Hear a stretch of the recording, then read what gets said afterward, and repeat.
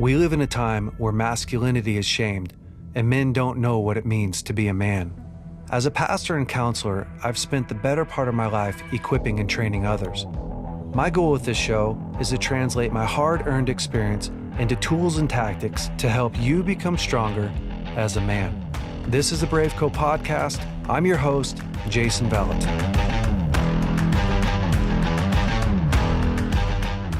Welcome back to the BraveCo podcast, men.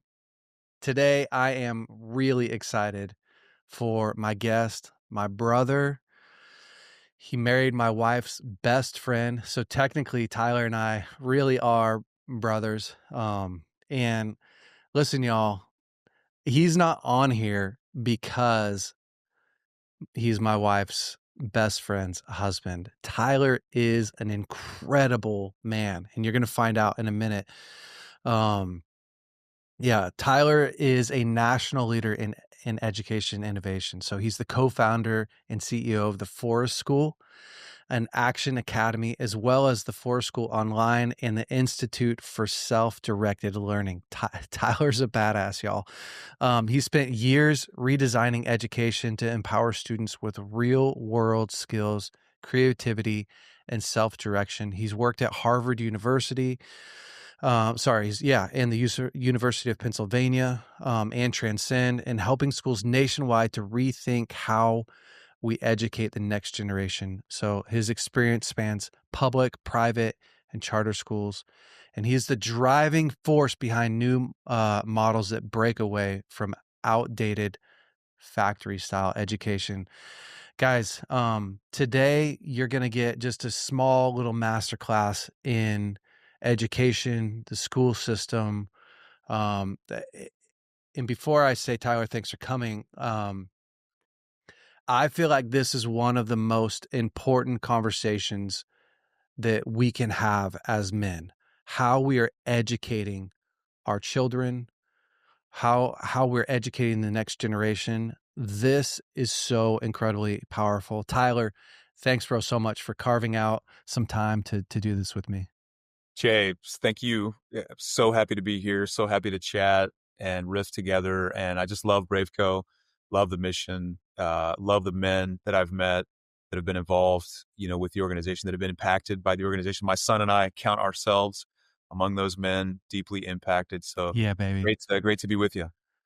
Well, for those who haven't met Tyler before, he came out to one of our long-range shooting schools in Alabama, which, y'all, we have it coming up again this year. We always do it in the fall, so look forward to that. But Tyler and his son actually won best shooter at the school, and Oz is just a beast. What is Oz? Is he 18? He's almost 18. He will be at 18. God. Absolute savage. Just you guys shot so well. How was that school for you, just real quick? It's incredible. Jay mentioned there's one coming up. I highly recommend it. It was great fellowship, incredible to be outdoors. It was incredible learning. Jay and his team were excellent teachers, and they brought in some unbelievable experts that I'll never forget. And it's an art and a science, and what a great learning opportunity. And just to build one another's faith and encourage one another in the context of doing something new, doing something fun. It was inspiring. Yeah. Well, y'all could do that if you want to. If you want to learn how to hit targets out at 1,000 yards and come back home, it'll change your sex life. Your wife will all of a sudden respect you. Your kids will do whatever you say after that. Your employees at work, they call you sir. If you're not an employee at work, you'll get I don't know, you just like God looks at you differently when you can hit a target at it. Not really. It won't do anything for your wife, for your kids, but golly, it will do something for your soul. So anyways, Tyler, the public school system it's busted up, man. It's broken. When I was going to school, I went to school in Weaverville, California. So, God dang, man, all these small little hometowns.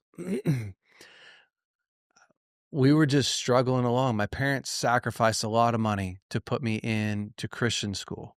which was one teacher for 6 grades, I think, and that probably would have been fine if they had some more education, but anyways, man, the challenge that I found in public school is once you get behind, I was behind forever. So the truth is I ended up learning how to cheat really good. That's God's honest truth because I thought that for me, I thought school was unfair. It's weird, man.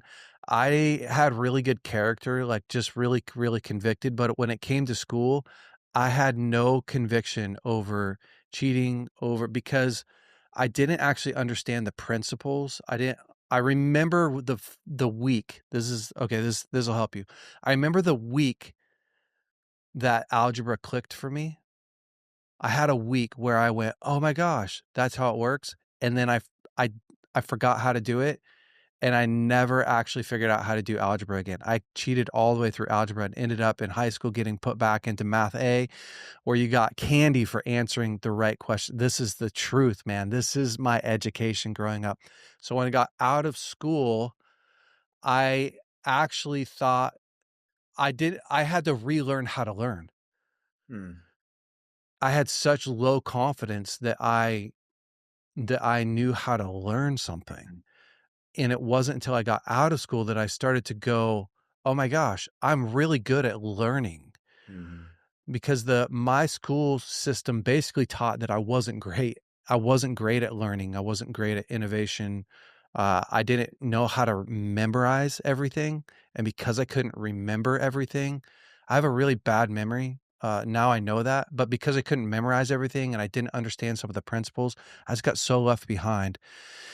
And but when I was in public school, no one was really talking about our school system's broken. It was just what you did. It was what at least where I was. It was just what you did. It was part of life. Everyone had to do it. And but now looking back, like now sitting here, I have kids, you have kids. I'm looking at the school system going, "Holy cow, man, our system is broken." Can you take us back a little bit on how was the school system developed and why are we at the space that we're at? Yeah, you bet. And Jay, I'm sorry for the experience you had, and it's not Me too. yeah, it's not dissimilar from the experience of a lot of people probably listening and a lot of people's kids who are currently, in the system. The Our American education system really started off with the goal of assimilation. Just there were so many folks coming in from everywhere into our nation, and how do we sort of assimilate them, into a one common way of being a citizen, of this country, and it's evolved since then, and there's been a for decades emphasis on just achieving, but achieving on a pretty narrow set of outcomes, and it is an industrial age model that we're still dealing with a lot. And the jury is not out; the jury's back. Like we've been in it long enough to know what happens, and the longer the kids are in the environment, the more bored they become, and the less relevant that they feel that it is. I mean, there's some national studies. As many as 8 out of 10 high schoolers, are bored. As many as 7 out of 10 high schoolers are bored with every class. Oh, Um, that was me. yeah. I mean, to be honest, it was me too. I mean, I was an achiever, but it still didn't hook me. I was doing it more just out of obligation, and Yeah. I was getting some like validation from like the grades and the praise of adults, that doesn't necessarily align with like what I was really intrinsically motivated to do, But I think to think about why the school system is not working for everybody, I would invite you to do a little thought experiment for a minute. I don't think I've done this with you, Jay, but No, let's the do it. reality is like, if just imagine that there is in every school system right now in the United States, um, that's grade based. There's an imaginary person walking around the hallways, going to all the classes, riding the bus, playing in the sports, and everybody's being compared to that imaginary person. Like if you've learned more than that imaginary person by a certain day and time, congrats. You're above average, you know? Yes. If you've learned about the same amount as that imaginary person, then you're average. And if you have not, I mean, you use the word behind. If you've not learned as much as that, imaginary person by a certain day and time, you're below average. And if you stay below average enough, I mean, it like you're saying, it impacts your self esteem and your identity. And some folks never get unstuck like you did. I mean, it'd be fascinating, Jay, to think through like what was outside of school, because this is a lot of people's story. How did you go about learning to learn, and love it? Um, I but had parents that believed in me. which is a massive, I mean, it's the game changer, that and the relationships, that you form. Um, but yeah, that's the idea of a grade-based environment where there is such, I mean, it actually comes from the 1800s from Europe. It was a theory called the average man. And some policy leaders in our country liked this theory and they brought it into the American education system. And that's where they came up with the notion of average. And they started, making grades, grade levels, started standardizing tests, to be able to say, well, hey, this is what everybody should be learning by this period of time.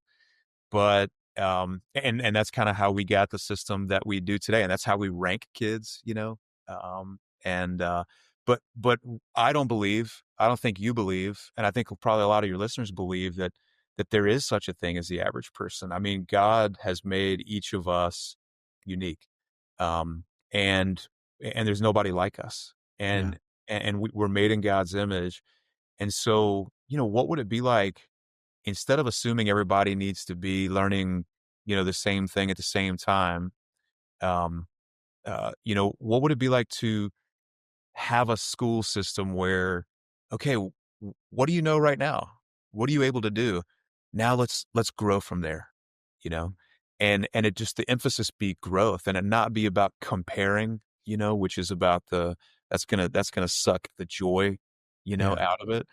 Um, and again, that's not to say that in our country, there aren't some things that we want graduates in our public system to know and be able to do. Like I do think there's been a conversation about that and it's changing. I mean, it's a very multicultural nation that we're in. And so, what we think, what's for dinner, I mean, that's still important, but there's so much room for personalization. There's so much room for customization. There's so much room for purpose finding now, in an information age and especially in the age of AI. And what's super cool, Jay, and I think I want to encourage your listeners to consider is there's something special happening right now among parents and caregivers of kids in the United States history. One of the largest, it actually is the largest ever parent satisfaction, parent attitudes and opinions survey that was released a few years ago. It's called Oh, Populous, by a colleague of mine at Harvard called Todd Rose. And I commend you to take a look at his website. But basically, what it revealed after asking parents across all demographics in the United States, a really big sample, is that for the first time in history, parents want more things to change about their schools than they want things to stay the same. yeah. And but unfortunately, not many parents like understand that. They actually think that they're alone in wanting, all these changes. And so Todd calls it a collective illusion. It's like we all just kind of What? think that we're alone for like, wanting something different out there. But in reality, like we all want things to change, which means, especially because there's demand out there, there is the will for change. And so how do we find these leaders, in our system and encourage them and give them the cover and courage that they need to like make some bold changes? It's interesting because I want to talk a lot about what it looks like, what a child actually needs in order to learn and to grow, and so we'll cover that some. But it feels like 2020 was a massive catalyst that all of a sudden put kids back at home.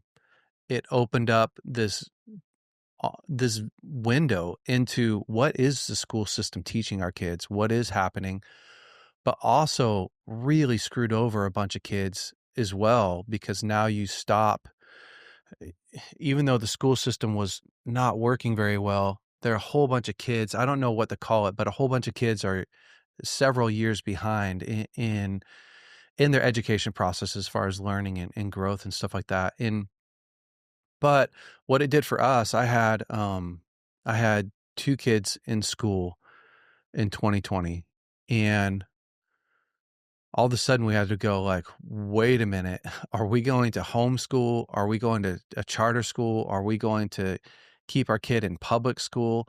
And I feel like that thing that we're talking about as far as parents feeling alone and starting to go, I want the school system to change, but I don't know necessarily what and how to change it.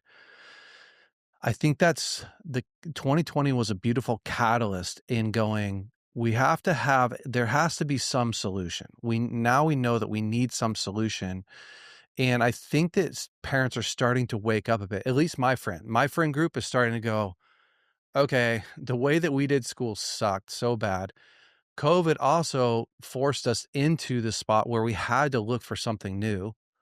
A lot of my friends were looking for something new because it just shook everything up. But then it's hard to know, like, yeah, how do you do something different? Mhm. Like, how do you find something different for your kids? Yeah. So the bringing up 2020 is powerful, Jay. I'm in South Atlanta, and when we went remote in March 2020, we taught our learners how to do Zoom the day before, we shut down, and then the next day, they hopped on Zoom and they did what they had been doing, which is setting goals every day on their own, working online on some e-learning platforms, and then collaborating on like group projects for life skills. And they were good at it, not because they're like, superhumans or because our teachers are wizards, but because they had practice at it. I mean, that's the way our school had been structured in the Wow. past. And so for years, they had been practicing like shouldering responsibility for their own learning. And so they just did that online. And I think parents could see in 2020 immediately, like, is a kid waiting on an adult to tell them what to do? Or do they really own their learning? And there was a national study that got published, called "What Made Them So Successful," and it chronicled about 60 schools across the nation that were really thriving during COVID, and we were the only independent school that was featured. And again, it was just because our learners had practice at that. And so I think the advice that I would have, for us parents, it really is um, to think through when your kid is 18 or 19 and they're going to launch from your house. What skills do you want them to have? What knowledge do you want them to have? What competencies do you want them to have? And even writing that out, and you can call it like a portrait of a graduate or a profile of a graduate. That's what some people call it. And then you go to your school locally or your school options locally, and you ask the school leader and the teachers, like, what are the kids doing during the day? Like, what are they getting practice at? And are they getting practice at the things that you and your spouse wrote That's down great. in your profile of a graduate that you actually care about? And Jay, the reality is, like, no school, not my school, no school whatsoever is going to ever meet those expectations, right? They're going to Yeah. fall short. There's going to be a gap between your local public school, your local charter school, your local independent school, your local homeschool co-op, whatever. There's going to be a gap at all of them. Which gap do you want to? Which gap do you want Right. as a parent? That's true. Yeah, that's smart. But I think just when a couple or a single mom or a single dad, thinks through the end goal and then really owns the responsibility to make sure that their kids are getting that kind of practice and exposure. I mean, that's the real game changer. Kind of like how your parents were. They're like, I'm going to make sure that Jay, is getting what he needs in terms Yeah. of. That's smart, and that's really good advice. W when you look at developing a child, I mean, that it seems like that's your expertise. I don't know if I'm saying it the right way, but when you look at creating a a program that helps a child develop into who they're, who they're becoming, Tyler, like kind of what's the best way that kids learn, and what's the framework for that, and what's the science behind that? Like, help me walk through that. And we're going to talk about your school here in a minute, but Yeah. wanted to, like, first, how did you, I guess it goes into how did you design your school, and why did you design your school the way that you did? Yeah, well, our school's really interesting. It's called the Forest School and Acton Academy, and we have an online school called the Forest School Online, and it's got kids in 3 out of 4 US time zones: Kenya, Uganda, China, Mexico. My head of school is in Thailand. It's the most geographically diverse school. The mission is that each person who enters our doors will find a calling that will change the world. So it Mhm. really is about, what's inside of you as a young person that's not yet in the world, and what are you being called to, and how are you going to use that calling to help others? So we start with that, sort of premise. Um, in the younger years, Jay, there's just some core needs that as humans, I think we all developmentally need. We need comfort, especially, we consistently between the ages of 0 and 12, we need comfort, we need attention, we need affirmation, and we need acceptance Mm, consistently. I think as dads who are listening, like that's a challenge. I've even asked my kids, like, hey, how am I doing? Am I providing enough comfort, acceptance, affirmation, encouragement, attention? Are you getting enough attention from me? yeah, I think that's just a key. If we're getting those met consistently, between those formative years, 0 to 12, then, as adults, we're going to be pretty well off, high functioning. yeah, If we get them met inconsistently, we're going to have some stuff to work through, yeah, it's true. and that's just from a need standpoint. I think the other thing we think a lot about in terms of our school's relationships. So the strength and the quantity and the quality of relationships that a kid has is going to be a massive determining factor of their academic success. Yeah, So in the research, it's called social capital, not like money capital, but like relational capital. yep, And there's three different kinds. There's bonding, bridging, and linking. Bonding is like when you have a relationship, with somebody who's like you, maybe the same, faith, maybe the same economic background, the same race, same similar worldview. A kid needs strong relationships like that with people who are like their people. Um, they also need bridging social capital, which is like having relationships um, with people who are different than them. Could be a different race, different religion, different worldview, different economic background. For me, as a person of faith, I think of heaven. I mean, my favorite verse in the scripture is Revelation 7:9, which says, "After this I looked, and there before me stood a great multitude of people that nobody could count, from every nation, tribe, people, and language. They were standing before the throne and they were singing." I mean, wow, that's our future. Our future is diverse, and how do we want that now? And how do we long for that now? And how do we learn to live together now? And so helping kids form those relationships, across lines of difference and learn to love and support one another. And then the third kind of social capital is called linking, which is about having relationships with leaders, with people who have positions of power, who can give you feedback, who can make a reference for you, who maybe can give you an apprenticeship or an internship, or who mm, can make a connection for you. A lot of the research out there says if a kid has those relationships in place, then they're going to have strong academic outcomes because you've got this like, this team around them that's really supporting them. And so as parents, as dads, we can really see one of our responsibilities is like to create those safe, yeah, supportive, loving relationships around the kids. So at our school, we have these things called dream teams. Every kid has a dream team, and it's basically like a group of mentors, friends, coaches.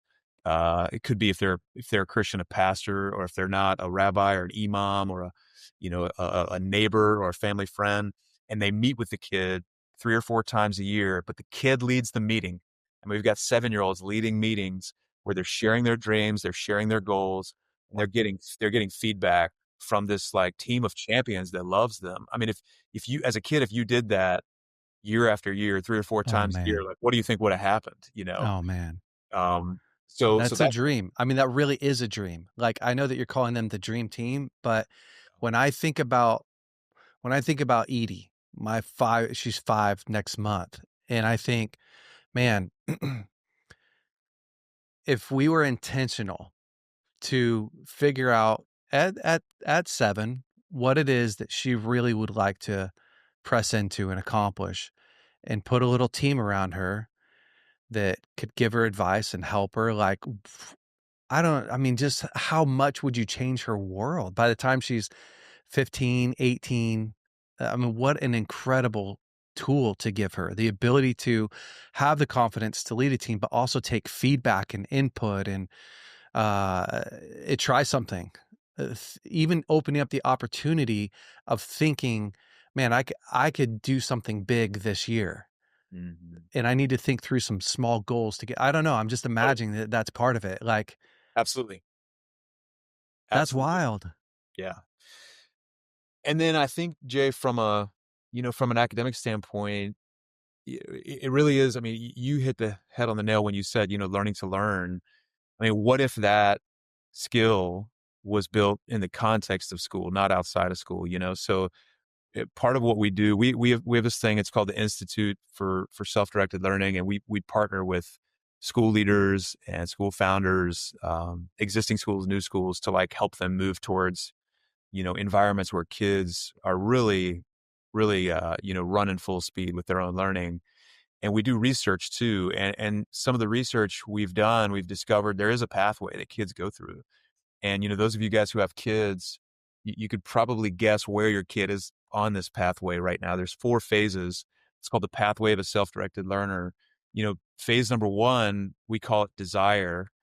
It's basically just like when a kid is building the desire to learn. They feel like they belong in a community. They have their core needs met, so they're not hungry.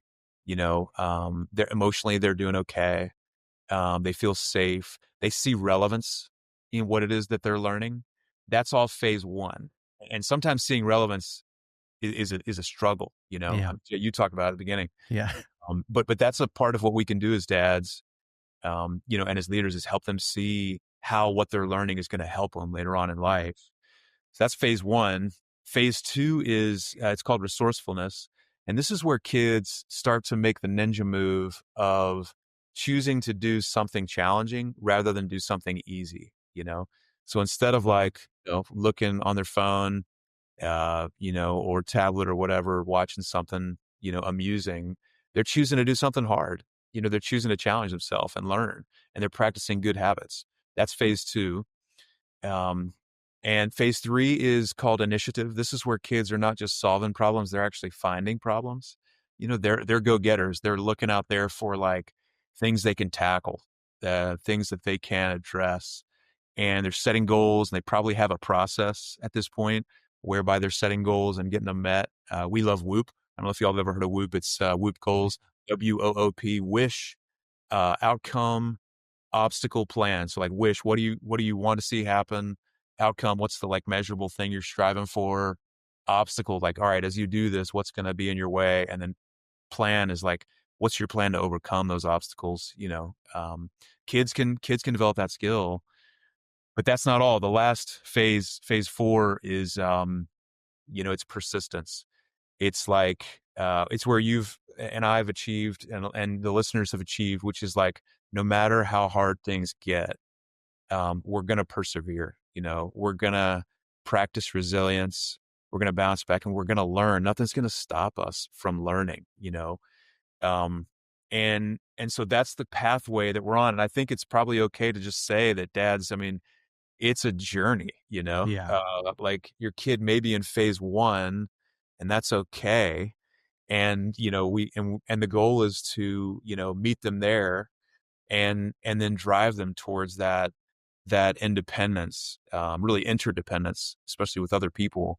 But the best way to do that is to give them practice at it. So like at our school, Jay, we don't have teachers, we have guides.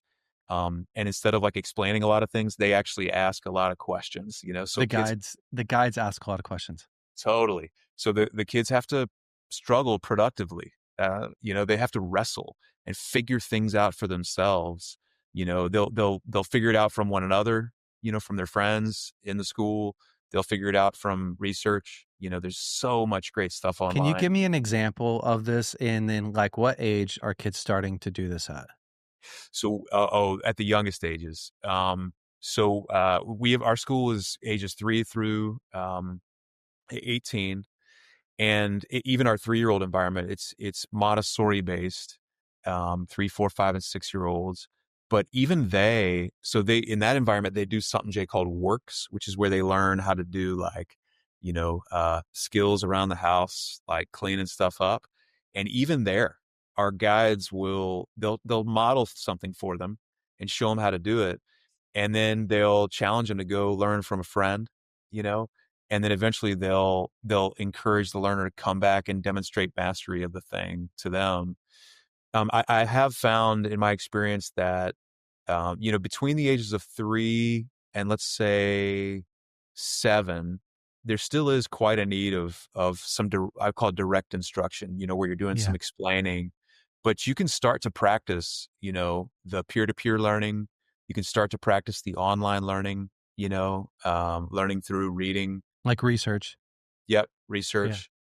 But once they hit 4th grade, typically, or beyond, sometimes earlier, sometimes later, that's where they can really start taking off, especially if they're no longer learning to read, but they're reading to learn.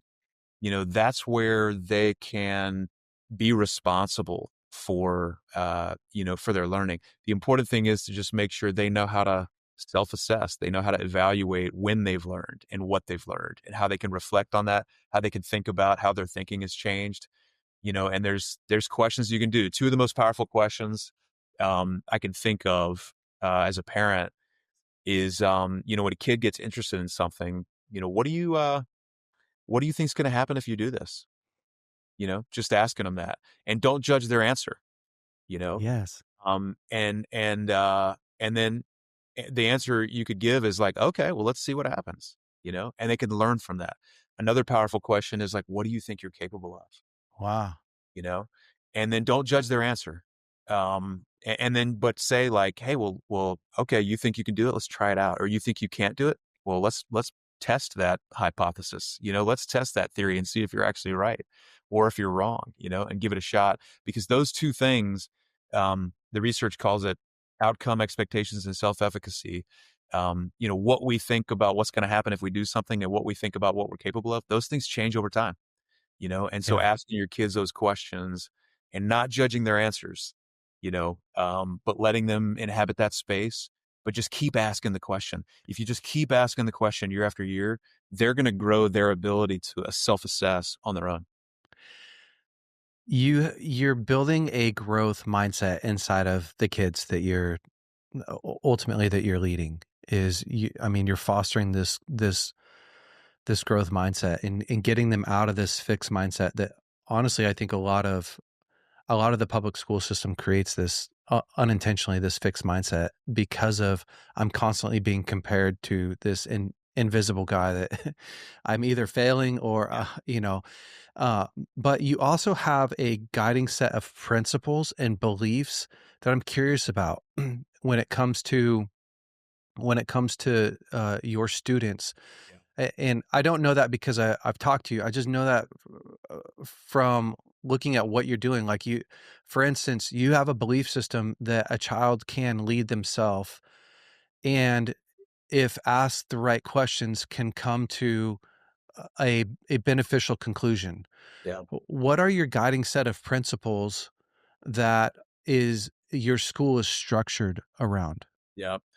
The thing that we say a lot is we believe that every kid is a genius and they can change the world.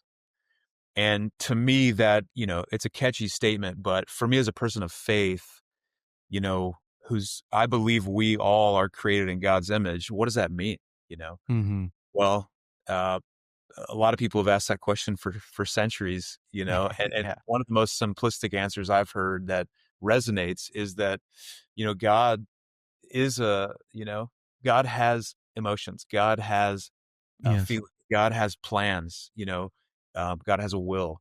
And God has thoughts, and we're like God in that way. Like everybody has these thoughts, these feelings and these plans that are coming from a ancient, beautiful, sacred place, right? And the design of schools, not the people inside schools are amazing. They love Yeah. kids. They Yes. want the best for kids. They're incredible. Absolutely. But the designs of those environments typically shut down the thoughts, the feelings, and the plans of kids. You know, Yes. so one of the principles that govern us is like, how do we do the opposite? How do we create spaces for kids where they can, really explore their feelings and express their feelings, and that be completely validated and okay? How do we create a space where they can think critically and really wrestle with different thoughts and debates and express those and learn from those and change their mind, And then how can we create, and this is the more provocative one, how can we create a space for kids to make their own plans and to learn from the natural consequences of the plans that they've made? Because that's how learning can take off, is when you let Yes. a kid make a plan and they succeed or they fail in a low stakes, supportive, caring Yeah. environment, then they learn. So that's definitely, a principle for us. I've already talked about relationships. Yep. We believe relationships, not money or status. That's the greatest form of wealth. Um, we believe learning is better in a diverse environment. So our schools are trying to maximize diversity across multiple dimensions. I mean, age, gender, race, economics, school background, religion, learning differences. And, how do we love and support one another in that? I mean, that to me is like a picture of heaven, practicing heaven now, that vision that I was sharing earlier. And then, like you said, Jay, we believe that if kids are rightly supported and they're rightly motivated by caring and trained adults, then they can shoulder the responsibility of their own learning. And they can learn through friends, they can learn through research, and they can learn through trial and error, through just trying stuff out, the scientific method. So I think I grew up with I'm telling on myself. I grew up with with like looking or hearing about maybe a system like this or even like homeschool. When I looked at homeschool kids, they were always like they were the socially challenged, the you didn't want to be homeschooled growing up. Because those kids just they were always the outcasts. They were the kids that didn't know how to play sports. They were the kids that uh, uh, didn't know how to have a conversation. And part of where I'm going, it feels like I'm taking a left turn, but I'm not. Part of where I'm going is a school system in which the kids' emotions and feelings and uh, eh, Thoughts and plans. there's their thoughts and plans. There's no grades. They lead themselves. The teachers ask questions. There's a whole side, I think, of our society that goes like, "Yeah, yeah, no, that's cool." I wa I watched this reel the other day, and it's brutal. It was this lady sharing she was showing what her self-directed learner kid could do, and he was, like, 8 years old, and he was writing a story, and he couldn't even write, and the comments were brutal. The comments were brutal. She was so proud of him. And the comments were just so brutal. I guess part of it for me, you're like, what question am I asking? Part of it for me is how when I think there's one side of society that goes, yeah, and if you let a kid if you let a kid just follow his own creativity and follow his own uh desires, he's going to end up 18 years old just man being an expert at whatever something stupid. We need scientists, we need experts in right, like people need to learn history. Like, this is what I was told my whole entire life, like, you have to learn history and you have to know how to solve math problems, which I don't know, and you have to be able to have a mastery of the English language, and that's what the grades were for, was to help you so that you don't grow up to be this idiot, Jay. Like, you're gonna grow up to be this this person that is not well-rounded. Follow your own ambition, follow your own desires, lead yourself, and you're going to end up in the spot where you're socially retarded. you're hard to be around.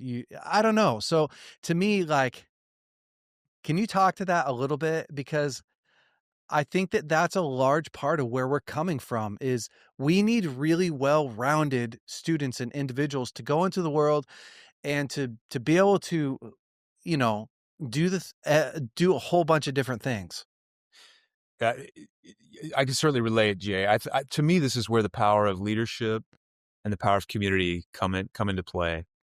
I think just to what in terms of what we did 7 years ago was, I got together our founding parents of our school, founding parents and caregivers, and we asked that question I was posing earlier, which is like, all right, when the kids are 18, what do we want them to know and be able to do? You know, and for us, we came up with four categories of things. We were like, well, Yeah, we want them to learn to be great people, resourceful, grateful, purpose filled, flourishing. We want them to do meaningful marketplace skills, like creativity, like storytelling, like yeah, entrepreneurship. We want them to learn, and that includes traditional academics, right? So we set a minimum standard for math. We set a minimum standard for English language arts, for science, but we also said, hey, we want them to learn learning science principles, so they can design learning for themselves. And then the fourth one was learning to live together, which is about teamwork and collaboration. We said yeah, we really want kids to know this. So again, learning to be, do, learn, and live together. And so what we do is every year with every family, we create. I mean, we call it a badge plan, which is just lingo, but what it means is like this is what they're going to study this year. And the learner knows it, the family knows it, and each year the family and the learner can go, "Hey, I kinda wanna tweak this, a little bit. I wanna change it a little bit." But it's still based off that foundational vision of a portrait of a graduate, that foundational idea that we created. And well, by the way, we'll revisit that foundational portrait of a graduate to, it's like, amazing. update it, in an age of AI as marketplace skills that are demanded change. Yep. But they can change it every year, but then they go for it. And then when they decide to go for it, we just honor their goals. We honor their skills. We're like, hey, this is what you said you want to master over this period of time. How's it going? "Oh, I noticed that you're way ahead. Amazing. What do you want to do next? I noticed that you're behind. Like, how'd that happen? What challenges are you encountering and how can you overcome those? Um, but I do think this is, like I said, where leadership and community come in. It's not like, and this is a legit critique of self-directed Yep. learning, where it's not a kids in a cave by themselves doing whatever they want. Yeah. Like, we really believe that self-directed learning happens in the context of community with caring parents and caregivers, peers and adults, but it's also for a purpose. And you referenced this. It's for helping other people. It's like we're finding our calling so that we can benefit others and change the world. And so I think having that kind of a process and that kind of emphasis can help there. When we talk about there being no grades, the point of grades is to somehow assess whether or not you you're growing, you're learning. It's also an incredible motivation on some level to do the work.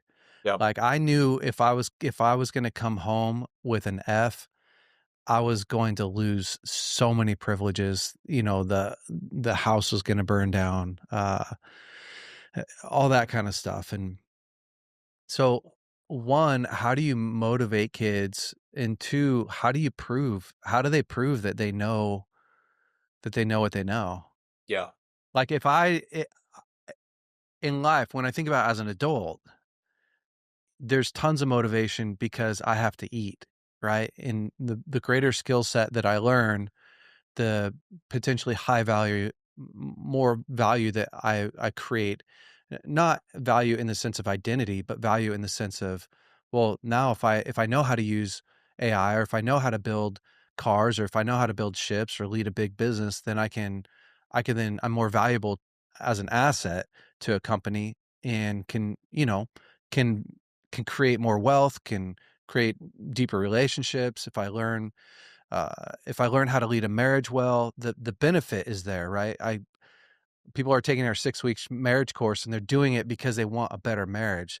Mm. how do you motivate kids in your school? And then how do they prove how do you take grades away and they still prove that they know what they're doing? Yeah, grades are a tricky, interesting thing.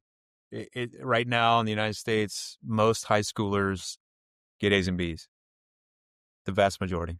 Okay. So, like, college admissions officers, employers look at GPAs and they're like, yeah, algebra 2, B, 3.0, and they're like, what does this even tell me?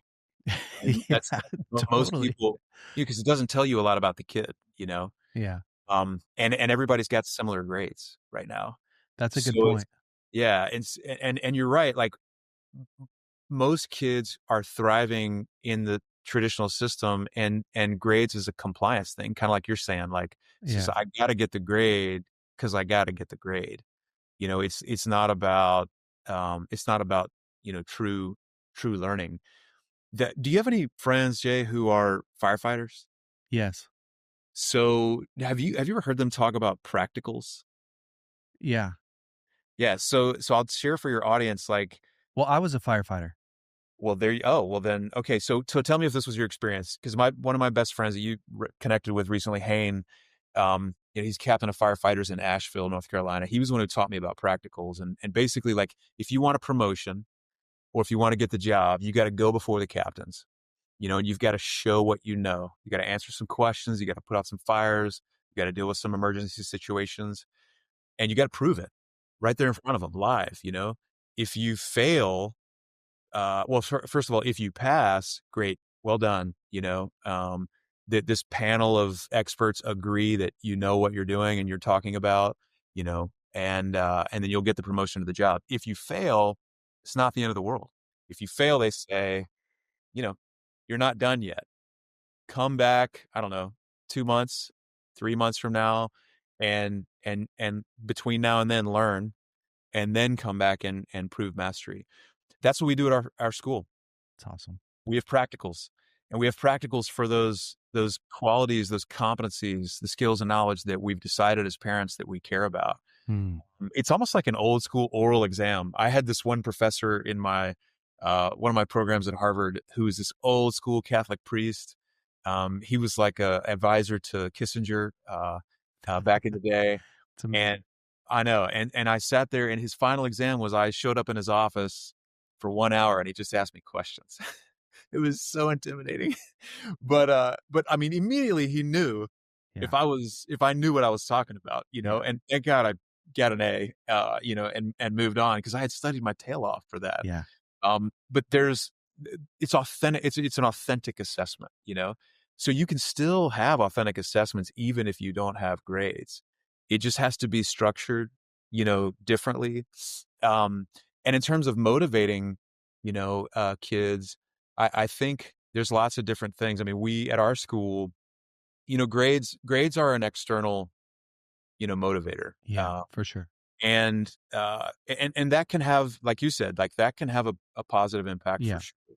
But you also want to, like, pull on intrinsic, motivators as well. Like, what is your calling? What do you want to do? What do you love? What are you passionate about? What's a problem in the world that you hate that you want to work on?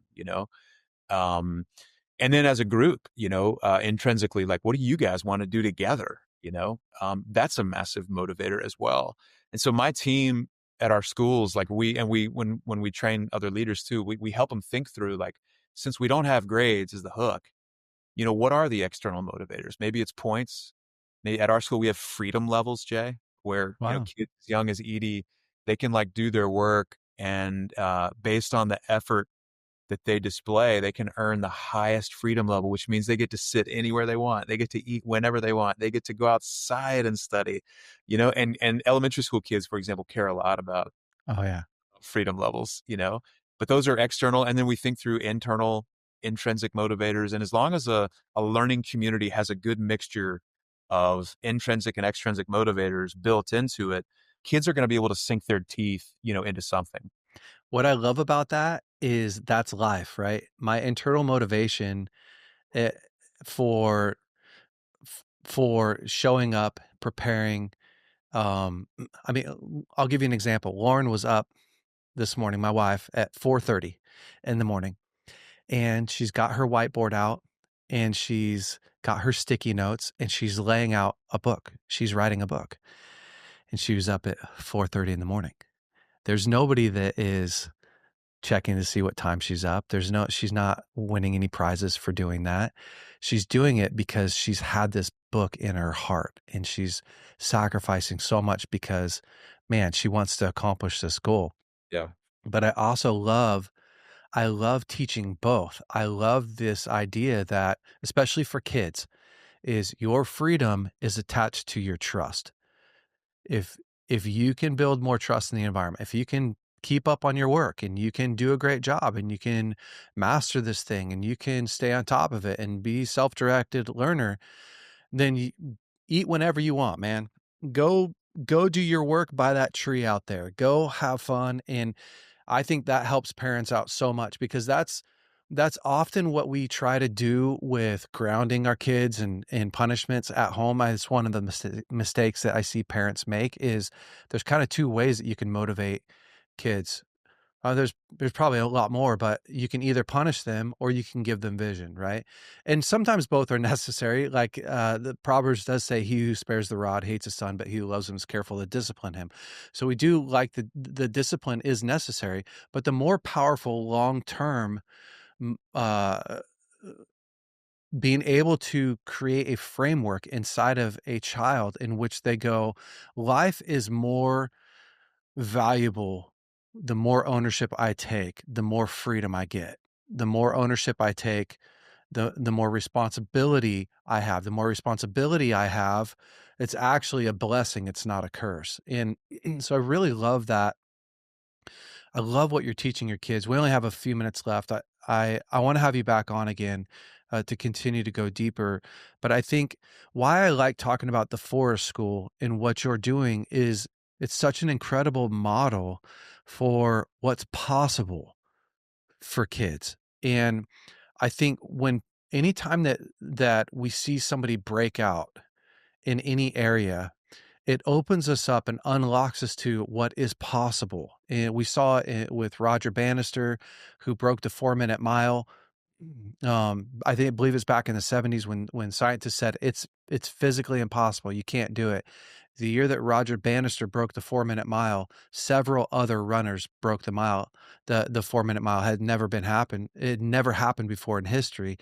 And you and a few other people really are paving a way and creating a model for our society, for parents to go, no, your 6-year-old child can learn a lot more through questions being asked than through through things being told to him. And your 8-year-old actually can work really good with a 3-year-old. That's one of the things that you guys do together is your students are intermingling, where in my school, in high school, it was very segregated. You didn't have a 15-year-old with a 6-year-old, and but in your school, I know that you guys do a lot of that. It's the intermixing and that's so incredible, right? Because, man, a 15-year-old doesn't lose the value and the the perspective that my life is impacting this other generation. And also, you have this little one who's going, there's value and there's a massive resource to creating a relationship with somebody that's older than me. And I'm learning the skill set of how to interact and communicate with someone that is older than me. And they see me as valuable too. And just the motivation, the self-esteem. We don't have enough time to talk about all of that. Um, but I want to just in closing, how do people get more connected with what you're doing? Is that even a possibility? How do people get more involved in? I mean, we've talked about it before. I wish I lived in Trilith where you're at, so I could put my kids in a similar school. Lauren and I are in a process as well as looking at, man, how do we grow self-directed learners? How do you help Edie and Liam be the best? Draw out everything in them that God's created them to be. It's a challenge. Yeah. Well, we're in it together, man. And Yeah. we'll can keep learning from each other. In terms of collaborating moving forward. If we did publish a book recently, it's called The Playbook for Self-Directed Learning. So if you are an educator, Yes. homeschooling parent, it may help you. It really is a playbook. It's very practical. It's like stuff you can do, stuff you can plug into a daily schedule or a weekly schedule to give your kids practice at growing their agency. When I say agency, I mean, building the skill and the will to achieve their goals. We also have an institute for self-directed learning, and if you're in a public charter or district school, we consult with those folks to help them move towards like learner-centered environments. And then if you're in independent schools, we actually have a learner-centered micro school accelerator for school founders, or for folks parents and caregivers or teachers who like want to start something new. We can guide you through that process. Um, do something, or if you've just started something new and it's like struggling along and it needs to be strengthened, we can help with that. Probably the way to reach out to us would be on our website, selfdirect.school. Selfdirect.school is our website. And either way, I would just say to the listeners, keep fighting the good fight. The fact that you as a dad care so much about your kids' education, in the same way that, Jay's referenced his parents did, I mean, that's the game changer, ain't nothing perfect. It's all messy, but that will to like really want the best for them, and have that learning mindset, that growth mindset that Jay referenced, is going to make all the difference. And I guess lastly would just encourage the dads, because I've learned this journey is that, I've got 4 kids. They're 19 to 11 in age. Sorry, Yeah. 19 to 12. My 11-year-old just turned 12. Um, they've got a calling on their life from God. And, my job, how can I stay true to my own identity, my own calling, my own values, and stay connected to them in deep, caring relationship, even if I disagree with my own children. You know what I mean? Because they have a Yeah. calling in their life, and how can I, help them become the person that God's created them to be? I just don't think we can go wrong. And how do we stay connected, over the years? So anyway, hopefully that's Tyler, helpful, and those are ways to stay connected. you're an incredible man, and I'm so thankful for having you on here. Again, we'll have you back to just continue this conversation. We can go so much deeper. Guys, go get that book. Go to is it on Amazon, Tyler? Yeah. Amazon. Yeah, go check out that book. Go get it. Um, and I really think our kids' education is one of the greatest gifts that we could help give our kids. I know for me, being in this spot, it feels really challenging. It feels really daunting because I'm at work, and I'm leading a family and I'm doing all this stuff as a dad. I'm busy, but really stopping and paying attention and going, how am I leading my kids well? Not just at home, but how am I setting them up for their future? I really do think that this is the time to invest a bunch of your time, effort, and energy in setting them up for success in the best way possible.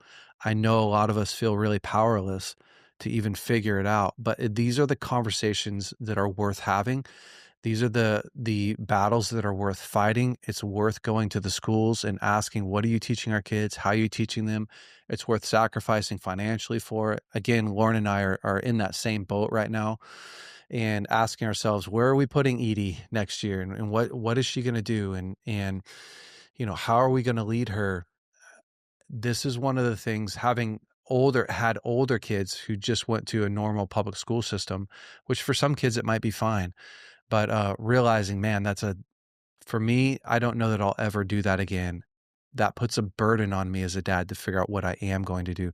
This is an important conversation to have with your family. If you're a single dad, with your kids, if you're a single mom, figuring that out. But Tyler, thank you so much, man, for shedding the light, for helping us, for inspiring us. I appreciate you, brother. Thank you, man. Thanks for the chance, and always happy to collaborate and riff. BraveCo men, stay brave. We will see you next week.